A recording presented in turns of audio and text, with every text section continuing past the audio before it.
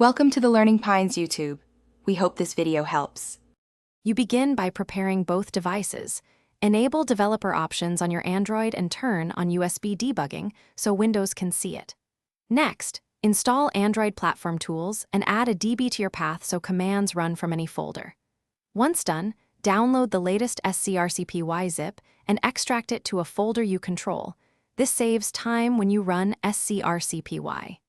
exe. Make sure a DB devices list your phone before moving forward so you avoid permission delays. You now connect and run scrcpy. Plug the phone into USB, accept the RSA debugging prompt on the device, and confirm a DB devices shows it as connected.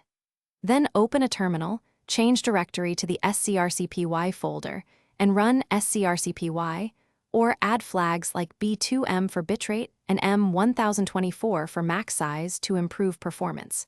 If you prefer wireless, use a DB TCPIP 5555, disconnect USB, a DB connect device IP 5555, and then launch scrcpy. This switches you to wireless mirroring without repeating USB prompts. You finish by using the built-in controls. Operate the phone with your mouse and keyboard.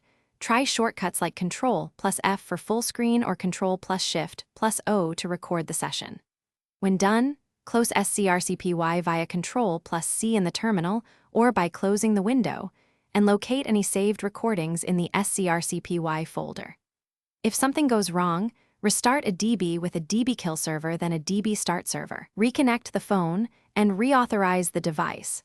This single troubleshooting step resolves most connection and permission issues quickly. Thanks for watching. Consider subscribing if we helped you.